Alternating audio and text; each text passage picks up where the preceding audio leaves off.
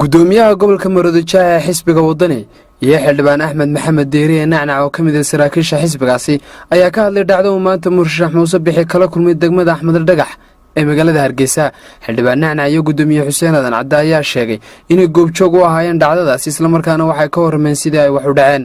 ugu horeyn gudoomiyaha gobolka Maroodijo ee xisbiga mucaaradka wadani Xuseen Aadan Cadde ayaa ka warramaya qaabka ay wax u dhaceen waxaanu hadalkiisa ku bilaabay. anu waxaan gaari baan wadanay dhacda waxaan maraynay ka soo baxnay wadada ka timaada biibsiga waxaan soo galeynay wadada soo galaysa barjeex baan anagu aan maraynay de wuxuu Muuse Bixi ka baydhay bay lahaayeen dadka meesha marayay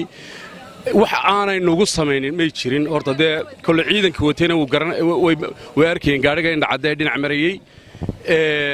dhalinyaradu wateena waxay sameeyeen way ogaayeen marka waan ka yimi markii dambe gaariga wax walba ku sameeyeen waan ka yimi waan gaariga markaan maraya stadiumkan ka degay waxaan daba tawareystay dadkii wuxuu watay Muuse Bixi ciidan ama dhalinyaro meel uu kala yimi aan la garanaynin ayaa xaafadii soo gashay waxaanu doonayaa Muuse Bixi inuu dadka iska horkeeno doonayaa dhacdadu maanta ka dhex sameeyay wadada dheer ee adna dhex martaa de mid fal xun bay ahayd waa nin doonaya inuu dalkan uu madaxweyne ka noqdo waxa uu ficilada uu sameynayana waa ficil aad xun buu sameynayaa aniga idin la hadlaya iyo laba nin oo gaarigan ku wada saarnayn bay nagu dhacday dadweynihii aan ugu imi halkanna way ku dhacday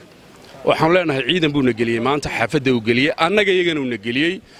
Muuse waa waxaagi baa dib u bilowday foosh xumaa baa dib u bilowday se cid waliba maanta waa ku diyaar wax aad cid ka qaadi kartaana ma jirto musharax Muuse Bixi meeshii mariyay mise taageerashiisa waxay noo sheegeen gaarigiisu gaari yaro muxuu ahaa gaari maartii Toyota oo Land Cruiser waxay nagu dhahan waa Muuse ka baydha Muuse meeshuna waa de laba gaari oo isugu dhaaftaa way adag tahay ciidan baa ilaalinaya fara badan baa ilaalinaya gawadhi kale la socotay waa Muuse inamada ku dhawaaqay aabadaas ay hayaan marka anigu Muuse deendhahayga ma saarin se gaarigu ku jiraa bay yiraahdeen ciidan fara badan way ilaalinayeen oo gawadhida saarnaa ciidan baa ilaalinayay meesha isaga marayay ficiladu sameeynayaana de waa ficilaan cid walba demokraansaay ka diyaar garoobaysa wuxuu soo wataana la garanaya waana lagu diyaar wallahi billahi waa lagu diyaar Xuseen Cadde warku waxay sheegeen in qaar kamid ah dhalinyarada ku sugnaa wadadaasi ay ciidanka booliisku xidhxidheen ilaa hadda maxaad ka ogtay way jiraan dhalinyaradaas horta anu gaariga Toyota gaariga xaajada muxuu ahaa booliiska waxaan ku soo dhaafay wadada jaamacadda qabanaysa gaarigii boolisku ma dib u soo noqday xaajada marka dhalinyaro ka qabqabtay iska taagtaagan stadiumka agteeda ayay ka qabqabteen dhalinyaradana kulli way xidheen oo way qabqabteen booliskuna xun baan filaynaa inuu xisbiyada qaranka annagoo madaxdooda sharaf u haynaa waxaan ka filaynaa inay dhex u noqdaan xisbiyada qaranka kulli wax yar baa inoo hodhay ilaa isniinta ayaa doorashadii ka hadhay inay dhex noqdaan baanu anagu rajaynaynaa xildhibaan Axmed Maxamed Deeriye Nacnac maxaad kala socotay adigu dhacdadan bismillaahir rahmaanir rahiim adeer waxaan kala socday anigu xagga Imperial Bank ka imi dadkii yaacay bay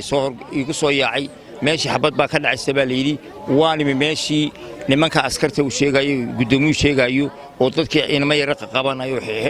qabanayo baan aragnay laakiin waxaan leenahay dadweynaha waxaan u sheegaynaa in nabadgelyada la ilaaliyo oo askarteena masaakiinta aan lagu ciyaarin laakiin uu ninka Muuse waxaan cadaynaana inuu Muuse Bixi maanta doonay halka inuu qalaanqaliyo rabshad ka bilaabo ha u raacina waa bedelu oo dadweynuhu askarteena inoo dhowra wayna la socdaan waxba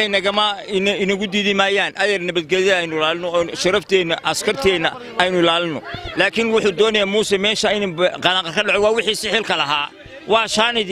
shaanida waa laga weynaan doonaa baan u sheegaynaa xildhibaan haddii su'aal ku weydiiyo adigu waxaad tahay mudana ka tirsan golaha wakiilada Soomaaliland xildhibaan mas'uul baa tahay markii aad goobta timi ma isku dayday inaad xaaladda dejiso waan dejiyay ka yaacabaan ku maxaa dhacay way noo sheegeen caruurtii baana laga qabtay waana la shiiday waxaan ku waxba ma ahan nabadgelyada ilaaliya waa musharaxiini marka musharaxiinta labada musharax kale waxaan leenahay dadka iyo shicibka inii haraasan nabadgelyada ilaaliya oo dadka isku dilina oo xaafadda la soo galna soo gaari fuushan yahay inantan way habli meesha joogay waa habli ka yaacay meesha xabadda la dhacay bal haday weydiiya waxaan leenahay bedeluu